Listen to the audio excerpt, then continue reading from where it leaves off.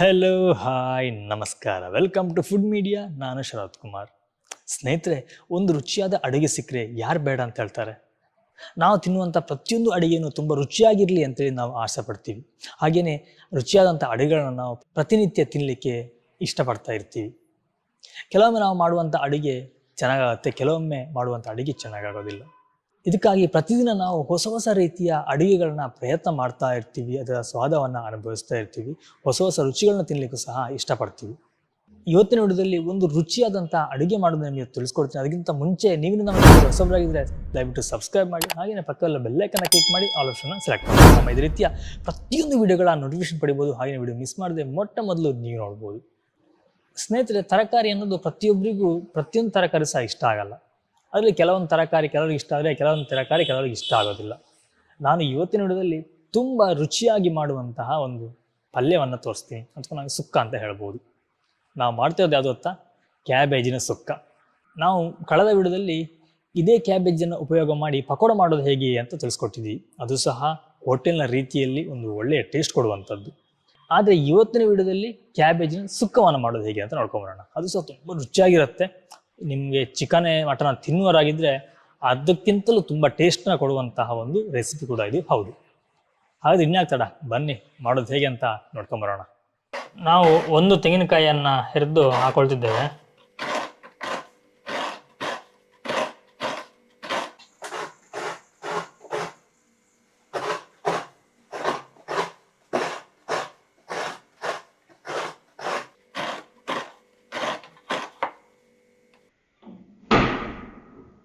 ನಮಗಿಲ್ಲಿ ಕೆಲವೊಂದು ಮಸಾಲೆ ಪದಾರ್ಥಗಳನ್ನು ಫ್ರೈ ಮಾಡ್ಕೊಳ್ಳಿಕ್ಕೆ ಉಂಟು. ಅದಕ್ಕೋಸ್ಕರ ಒಂದು ಪಾನ್ ತೊಗೊಂಡಿದ್ದೇವೆ.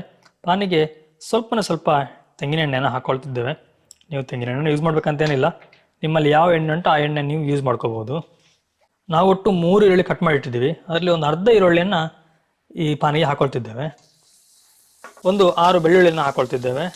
ಅದಕ್ಕೆ ನಾವು 1 ಟೇಬಲ್ ಸ್ಪೂನ್ ಅಷ್ಟು ಕೊತ್ತಂಬರಿ, ಒಂದಿಷ್ಟು ಜೀರಿಗೆ, ಒಂದು ಸ್ವಲ್ಪ ಕರಿಬೇವಿನ ಎಲೆ, ಒಂದಿಷ್ಟು ಹುಳಿ, ಒಂದು 10 ಬ್ಯಾಡಗಿ ಮೆಣಸು, 2 ಗುಂಡು ಮೆಣಸು ಮತ್ತು ಇಷ್ಟು ಸಾಸಿವೆ, ಇದನ್ನೆಲ್ಲ ನಾವು ಈ ಪಾನಿಗೆನೆ ಹಾಕೊಳ್ತೇವೆ.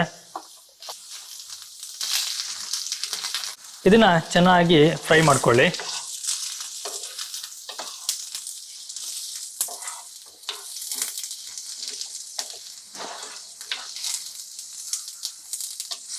ಓಕೆ, ಇದೀಗ ಫ್ರೈ ಆಯಿತು. ನಾವೀಗ ಕ್ಯಾಬೇಜನ್ನು ಕಟ್ ಮಾಡಿ ಇಟ್ಟಿದ್ದೀವಿ. ಇದಕ್ಕೆ 1 ಲೋಟದಷ್ಟು ನೀರನ್ನು ಹಾಕೊಳ್ತಿದ್ದೇವೆ. ಇದರಲ್ಲಿ ಸುಮಾರು ಅರ್ಧ ಕ್ಯಾಬೇಜ್ ಅಷ್ಟಿದೆ. ನಾವಾಗಲೇ ಕಟ್ ಮಾಡಿಟ್ಟಂಥ 3 ನೀರುಳ್ಳಿಯಲ್ಲಿ ಅರ್ಧ ನೀರುಳ್ಳಿಯಲ್ಲಿ ನಾವಾಗ ಫ್ರೈಗೆ ಹಾಕಿದ್ವಿ, ಉಳಿದ ನೀರುಳ್ಳಿನ ಇದಕ್ಕೆ ಹಾಕೊಳ್ತಿದ್ದೇವೆ. ಈರುಳ್ಳಿ ಬಂದು ತುಂಬ ದೊಡ್ಡದೇನಲ್ಲ, ಮೀಡಿಯಂ ಸೈಜ್ನ 3 ಈರುಳ್ಳಿ. ನಾವಿಲ್ಲಿ ಇಡೀ ಇರುವಂಥ ಮೆಣಸನ್ನು ಕಟ್ ಮಾಡ್ತಿದ್ದೇವೆ, ಸಣ್ಣ ಸಣ್ಣ ಪೀಸ್ ಮಾಡ್ಕೊಂಡ್ರೆ ಆಯಿತು. ಆಗ ನಮಗೆ ಗ್ರೈಂಡ್ ಮಾಡಲಿಕ್ಕೆ ತುಂಬ ಈಸಿ ಆಗುತ್ತೆ. ಇದು ತಣ್ಣಗಾಗಲಿ, ಸ್ವಲ್ಪ ತಣ್ಣಗಾದ ನಂತರ ನಾವು ಇದನ್ನು ಮಿಕ್ಸಿ ಜಾರಿಗೆ ಹಾಕಿ ಇದನ್ನು ಗ್ರೈಂಡ್ ಮಾಡ್ಕೋಬೇಕು. ಆ್ಯಕ್ಚುಲಾಗಿ ನಾವು ಆವಾಗ ಈ ಹುಳಿಯನ್ನು ನಾವು ಫ್ರೈ ಮಾಡಿ ಹಾಕಿರಲಿಲ್ಲ, ನಾವು ಇದಕ್ಕೆ ಮಿಕ್ಸಿ ಹಾಕೊಳ್ತಿದ್ದೇವೆ ಇದನ್ನು. ಹಾಗೆಯೇ ತಣ್ಣಗಾದಂಥ ಎಲ್ಲ ಮಸಾಲೆಗಳನ್ನು ಸಹ ನಾವು ಇದೇ ಮಿಕ್ಸಿ ಜಾರಿಗೆ ಹಾಕೊಳ್ತಿದ್ದೇವೆ. ನೋಡಿ, ನಾವೊಂದು 2 ರೌಂಡ್ ಈಗ ಗ್ರೈಂಡ್ ಮಾಡ್ಕೊಂಡಿದ್ದೇವೆ. ಇದಕ್ಕೆ ಒಂದು ಸ್ವಲ್ಪ ನೀರನ್ನು ಹಾಕೊಳ್ತಿದ್ದೇವೆ. ನ್ಯಾಚುರಲ್ ಸುಕ್ಕ ಮಾಡೋದಲ್ವ, ಹಾಗಾಗಿ ಹೆಚ್ಚು ನೀರು ಬೇಕಾಗಿಲ್ಲ ನಮಗೆ, ಸ್ವಲ್ಪ ಗಟ್ಟಿ ಮಸಾಲೆ ಬೇಕಾಗ್ತದೆ. ನೋಡಿ, ನಾವೀಗ ಇಷ್ಟು ಸಣ್ಣ ಮಾಡಿ ಇದನ್ನು ರುಬ್ಬಿಕೊಂಡಿದ್ದೇವೆ. ಇದಕ್ಕೆ ನಾವೀಗ ತೆಂಗಿನಕಾಯನ್ನು ಹಾಕೊಳ್ತಿದ್ದೇವೆ. ತೆಂಗಿನಕಾಯನ್ನು ಹಾಕಿ ಪುನಃ ನಾವು ರುಬ್ಕೋಬೇಕು. ನಾವಿಲ್ಲಿ ಒಂದು ಇಡೀ ತೆಂಗಿನಕಾಯಿ ತಗೊಂಡಿದ್ದೇವೆ, ಒಂದು ಮೀಡಿಯಂ ಸೈಜ್ನ ತೆಂಗಿನಕಾಯಿ. ನಾವೀಗ ಇದಕ್ಕೆ ನೀರನ್ನ ಹಾಕ್ಕೊಳ್ತಿಲ್ಲ, ಹಾಗೆಯೇ ನಾವು ಇದನ್ನು ರುಬ್ಕೊಳ್ತಿದ್ದೇವೆ. ಯಾಕೆ ಅಂತಂದರೆ ನಮಗೆ ಸುಕ್ಕ ಮಾಡಲಿಕ್ಕಲ್ಲ. ಹಾಗೆ ಇನ್ನೊಂದೇನೆಂದರೆ ನಾವು ಇದನ್ನು ಫುಲ್ಲಾಗಿ ಸಹ ಗ್ರೈಂಡ್ ಮಾಡೋದಿಲ್ಲ, ಒಂದು 2 ರೌಂಡ್ ಅಷ್ಟು ಇದನ್ನು ಗ್ರೈಂಡ್ ಮಾಡಿ ಸಾಕು, ತುಂಬ ಬೇಕಾಗಿಲ್ಲ. ನಾವಿಲ್ಲಿ ಆವಾಗ ಇಟ್ಟಂತಹ ಕ್ಯಾಬೇಜ್ ಈಗ ಸ್ವಲ್ಪ ಬೆಂದಿದೆ. ನೋಡಿ, ಈ ರೀತಿಯಾಗಿ ನೋಡಿದಾಗ ಸ್ಮೂತ್ ಆಗಿರುತ್ತೆ. ಸ್ಮೂತ್ ಆಗಿದ್ದರೆ ಬೆಂದಿದೆ ಅಂತ ಅರ್ಥ. ಓಕೆ, ಬೆಂದಿದೆ ಅಂತೆ.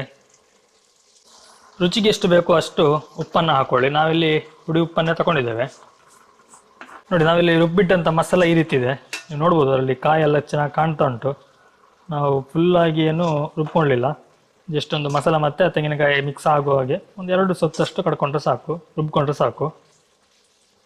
ಈಗ ಆ ಮಸಾಲವನ್ನು ನಾವು ಈ ಕ್ಯಾಬೇಜಿಗೆ ಹಾಕೊಳ್ತಿದ್ದೇವೆ. ನೋಡಿ, ತುಂಬ ಗಟ್ಟಿ ಉಂಟು. ಮಸಾಲವನ್ನು ಹಾಕಿದ ನಂತರ ಕ್ಲೀನಾಗಿ ಮಿಕ್ಸ್ ಮಾಡ್ಕೊಳ್ಳಿ ಚೆನ್ನಾಗಿ. ಹಾಗೆ ಇವಾಗಲೇ ಸ್ವಲ್ಪ ಉಪ್ಪು ನೋಡ್ಕೊಳ್ಳಿ, ಏನಾದರೂ ಉಪ್ಪು ಕಮ್ಮಿ ಇದೆ ಅಂತಂದರೆ ಸ್ವಲ್ಪ ಉಪ್ಪನ್ನ ನೀವು ಆ್ಯಡ್ ಮಾಡ್ಕೊಂಡ್ರೆ ಆಯಿತು. ತುಂಬ ಚೆನ್ನಾಗಿ ಟೇಸ್ಟ್ ಬರುತ್ತೆ ನಿಮಗೆ. ಈ ಕೋಳಿ ಸುಕ್ಕ ಎಲ್ಲ ಮಾಡಿದಾಗ ಏನು ಟೇಸ್ಟ್ ಇದೆಯೋ ಹಾಗೆ ಬರುತ್ತೆ, ತುಂಬ ಚೆನ್ನಾಗಿರುತ್ತೆ. ಓಕೆ, ನೋಡುವ ರೆಡಿಯಾಗಿದೆ ಅಂತ ನೋಡುವ ಈಗ. ಎಸ್ ನೋಡಿ, ಸೂಪರಾಗಿದೆ, ಚೆನ್ನಾಗಿದೆ, ರೆಡಿಯಾಗಿದೆ ನೋಡಿ, ಎಷ್ಟು ಚೆನ್ನಾಗಿ ಕಾಣ್ತಾ ಉಂಟು. ಓಕೆ, ನಾವು ಇದನ್ನೀಗ ತೆಗೆದು ಸರ್ವ್ ಮಾಡ್ಬೋದು. ನೋಡಿ ತುಂಬ ಚೆನ್ನಾಗಿ ಕಾಣ್ತಾ ಉಂಟು. ಹಾಗೆ ತುಂಬ ಕ್ವಿಕ್ಕಾಗಿ ಮಾಡ್ಬೋದು, ಎಷ್ಟು ಒಂದು 10 ನಿಮಿಷನೂ ಬೇಡ, ತುಂಬ ಈಸಿ ಆಗುತ್ತೆ. ಒಂದು ಮಸಾಲ ಕಡಿಯೋದೊಂದು, ಕಾಯಿ ಹೆರಿಯೋದೊಂದು ಬಿಟ್ಟರೆ ಮತ್ತು ಏನಲ್ಲಿ ಕೆಲಸ ಇಲ್ಲ. ಒಂದು ತರಕಾರಿ ಕಟ್ ಮಾಡೋದು ಬಿಟ್ಟರೆ ಸೂಪರಾಗಿರುತ್ತೆ. ಗಂಜಿ ಅಥವಾ ಈ ಬೇಳೆ ಸಾರು, ಸೋನಾ ಮಸಾಲೆ ರೈಸ್ ಇರಬೇಕು, ಸೂಪರ್ ಒಂದು ಊಟ.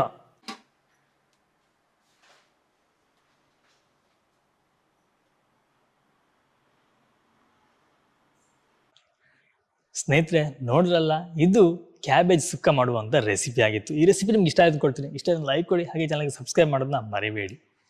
ನಾವು ನಿಮಗೆ ಮುಂದಿನ ದಿನಗಳಲ್ಲಿ ಇದೇ ರೀತಿಯ ಒಳ್ಳೊಳ್ಳೆಯ ತುಂಬ ಈಸಿಯಾಗಿ ಅತಿ ವೇಗವಾಗಿ ಮಾಡುವಂತಹ ರೆಸಿಪಿಗಳನ್ನ ನಾವು ಕೊಡ್ತಾನೆ ಹೋಗ್ತೀವಿ. ನೀವು ಮಾಡಬೇಕಾದ್ದೇನು, ನಮಗೆ ಸಪೋರ್ಟ್ ಕೊಡಬೇಕು. ನಿಮ್ಮ ಸಪೋರ್ಟ್ ಇದ್ದರೆ ಇನ್ನೂ ಒಳ್ಳೊಳ್ಳೆ ವಿಡಿಯೋಗಳು ಖಂಡಿತವಾಗಲೂ ಕೊಡ್ತೀವಿ. ಎನಿವೇ ಸ್ನೇಹಿತರೆ, ನಾನು ನಿಮಗೆ ಮುಂದಿನ ವಿಡಿಯೋದಲ್ಲಿ ಸಿಗ್ತೀನಿ ಒಂದೊಳ್ಳೆ ರೆಸಿಪಿ ಅಥವಾ ಒಂದೊಳ್ಳೆ ಗಿಡಮೂಲಿಕೆ ಅಥವಾ ಒಂದೊಳ್ಳೆ ಇನ್ಫಾರ್ಮೇಷನ್ ಜೊತೆ. ಥ್ಯಾಂಕ್ ಯು, ಬಾಯ್, ನಮಸ್ಕಾರ.